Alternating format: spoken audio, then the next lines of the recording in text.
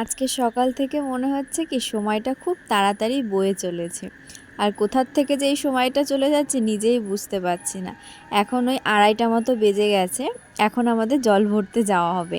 আগের ভিডিওতে তোমাদেরকে দেখিয়েছিলাম যে আমি সাজতে বসেছিলাম, তো তারপরে তো ফটোশ্যুট করা হয়েছে। আমাদের বাড়ির পেছনে কলাক্ষেত্র রয়েছে, ওখানটাতে অনেকক্ষণই থাকা হয়েছে। আর আমার দাদা আমাদেরকে ডাকতে গেছিলো, ওকে আবার দাঁড় করিয়ে রেখেছি বেশ কিছু সময়, তারপরে আসা হয়েছে। এখন সবাই মিলে যাচ্ছে জল আনতে। আমাকেও নিতে চেয়েছিল কিন্তু আমি যাইনি, তার কারণ গেলে মানে কেমন একটা ব্যাপার। আর তাছাড়া আমাদের মধ্যে তো এসব কোনো নিয়ম নেই যে জল ভরতে যাওয়ার সময় মেয়ে যায়। আমাদের এইখানটাতে না একটা মেয়েকে দেখেছিলাম, তখন আমি অনেকটাই ছোট ছিলাম। তো ওদের শ্বশুরবাড়িতে নাকি নিয়ম ছিল যে বৌমার আর কি বাপের বাড়ির থেকে জল ভরতে যখন যাওয়া হবে তখন বৌমাও যাবে। তো সেই হিসাবে ওই দিদিটা আর কি গেছিলো। কিন্তু আমার শ্বশুর বাড়িতে বলো আর আমাদের বাড়িতে বলো এরকম কোনো নিয়ম নেই, ওই জন্য যাচ্ছি না। আর এখন তো 2:30 বেজে গেছে, এখন আমাদের বাড়ির থেকে বেরোলো। আর জানো তো ওদের বাড়ি থেকে এখনও পর্যন্ত আমাদের বাড়িতে হলুদ আসেনি। বলেছিলাম যে একটু সকাল সকাল বেরোতে, যদি 9টা-10টার দিকে বেরোতো তাহলে আমাদের বাড়িতে 12টা-1টার মধ্যে হলুদ চলে আসতো, কিন্তু এখনও পর্যন্ত আসেনি। সেই সব নিয়ে তো মানে বলেছি যে তাড়াতাড়ি যেন আসে, কিন্তু সেও হয়নি। তো ওই দিক থেকে ফোন করে জানালো কি যে আমাদের বাড়িতে আমাদের মতো আর কি স্নান করিয়ে নিতে, আর পরে সন্ধ্যেবেলাতে যখন ওরা আসবে তখন গিয়ে আর কি হলুদ ছুঁয়ে নেবে, এটা আর কি বলেছে এত পর্যন্ত। তাই জন্য আর কি এখন বেরিয়ে পড়েছে। আমাদের পাশের বাড়ি আর সামনের বাড়ি দুটো বোনের যখন বিয়ে হয়েছিল তখন তোমাদেরকে দেখিয়েছিলাম যে কোন জায়গাতে জল আনতে যাচ্ছিল। তো আজকে ওই জায়গাতেই যাবে। একটু অন্যদিকে ঘুরে যায়, কিন্তু ওই বোনদের বেলাতেও জানো তো অনেকটা আর কি দেরি হয়ে গেছিলো, তাই জন্য আর কি শর্টকাট একটা রাস্তা থেকে আর কি যাওয়া হয়েছিল। শুধু দিঘির এপার থেকে ওপারে একটু ঘুরিয়ে নিয়ে এসছে, তাতেই আর কি হয়ে গেছে। মানে একদিক থেকে যেতে হয় আর একদিক থেকে আসতে হয়, তো সেই জন্য আর কি ওই জিনিসটাই করেছিল। আর আজকে আমাদের বাড়িতেও ঠিক সেটাই করবে। আর দিঘির এখানে পৌঁছে গেছে, তো এখানটাতে মন্দিরে তো প্রথমে পুজো করতে হয়, তো মন্দিরে পুজো করা হয়ে গেছে। আর এখন এই বট গাছে আর কি ফুল জল ধূপকাঠি এই সবগুলো ধরিয়ে দিচ্ছে। আর একটু আগেই আসা হতো, কিন্তু ওই যে তোমাদেরকে বলছিলাম না যে ফটো তুলতে গেছিলাম বাড়ির পেছনের দিকটাতে, ওইখানটাতে আবার ঘন্টাখানিক কেটে গেছে। আর ওখানে যদি ফটো না তুলতো তাহলে আর ফটো তোলা হতো না। তার কারণ ক্যামেরাম্যান তো জল ভরতে আসবে, তাদের সাথে আসবে, সে তো আর বাড়িতে থাকবে না। ওই জন্য আর কি একটু দেরি করে আসা হয়েছে।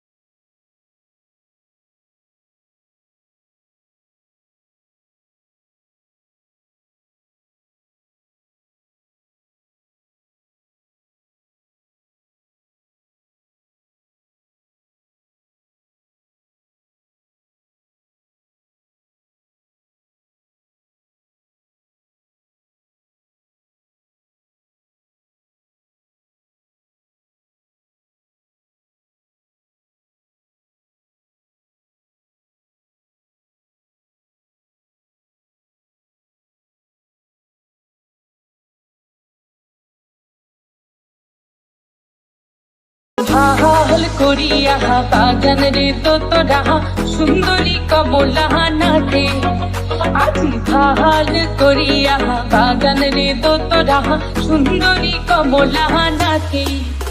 ওরে কমলার নাচনে বাগিচার পেছনে চাঁদ ঝলমলি হাসে রে, হাল করিয়া বাগান রে তোরা সুন্দরী কমলা নাটে। হাল করিয়া বাগানের তোরা সুন্দরী কমলা নাটে। জল নিয়ে বাড়িতে চলে এসেছে, আর অল্প সময়ের মধ্যে এসেছে, তার কারণ অনেকটা বেলা হয়ে গেছে। তো ওই জন্য রাস্তার কাছে আর কি বসেছিলাম, একটা মামি আর একটা দিদা দুজনে এসেছে আর কি, ওনারা যেতে পারেনি, তার আগে চলে গেছে বাড়ির থেকে। ওই জন্য বসে বসে আর কি গল্প করছিল আমার সাথে। তো তার মধ্যেই দেখছি কি যে সবাই চলে এসছে জল ভরে। তো সবাইকে এত খুশি দেখে আমারও জানো তো এই সময়টা ভীষণ খুশি লাগছে। সকালবেলার থেকে তো অনেকক্ষণই কান্না হয়েছে, মানে ভীষণ কষ্ট লাগছিল, কিন্তু এই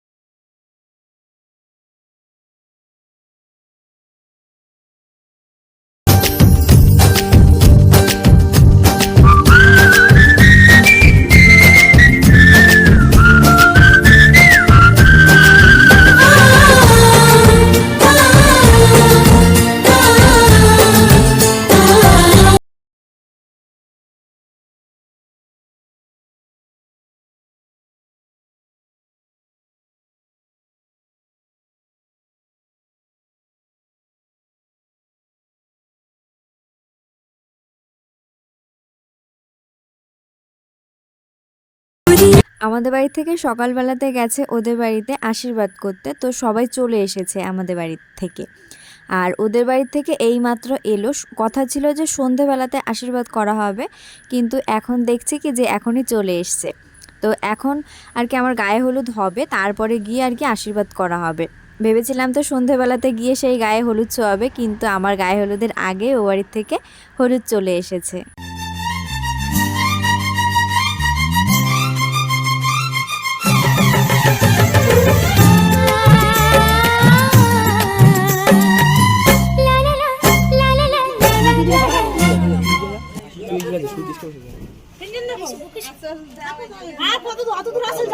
চলুন চলুন ম্যাম, দিন দিন দিন।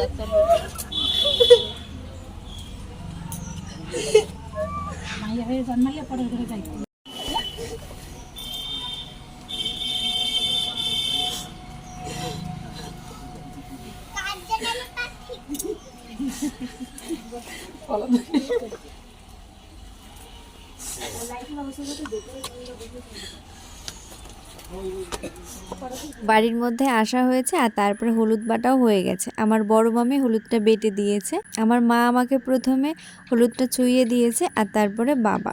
এত সময় তো খুব আনন্দ লাগছিল, কিন্তু এখন মনটা খারাপ হয়ে যাচ্ছে যে এক্ষণে গায়ে হলুদ হয়ে যাবে আর এরপরে বিয়ের জন্য সাজতে হবে, অমনি আমাকে এই বাড়ির থেকে সারা জীবনের জন্য চলে যেতে হবে।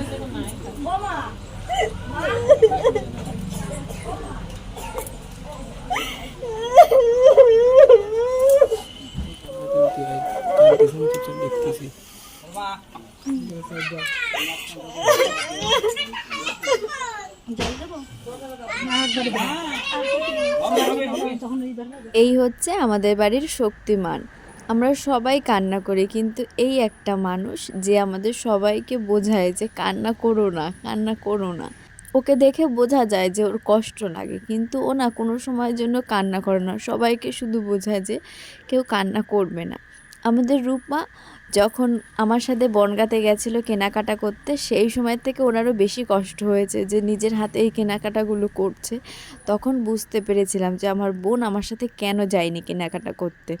রূপা তো বাসের মধ্যে হাউমাউ করে কান্না করে উঠেছিল, সবাই আর কি ওর দিকে তাকিয়ে রয়েছে যে এরকমটা কান্না করছে। আর সব সময়ের জন্য আমার বোন আমার রূপাকে বোঝাতে থাকে যে ওর সামনে, মানে আমার কথা বলে যে আমার সামনে যেন রূপা একদম কান্না না করে, তার কারণ মানে ওদের কান্না দেখলে আমারও কান্না পাবে। তো সেই জন্য আর কি সবসময়ের জন্য বলতে থাকে, মানে মাকেও বলে, রূপাকেও, আমাকেও, সবাইকে বলে যে কান্না করো না, কান্না করো না। দেখো একটার পর একটা নিয়ম হয়েই কিন্তু চলেছে। এদিকে গায়ে হলুদ হয়ে গেছে, আর গায়ে হলুদের পরে যেই নিয়মটা ছিল সেইটাও এখন হয়ে গেল। এরপরে রেডি হতে হবে বিয়ের জন্য।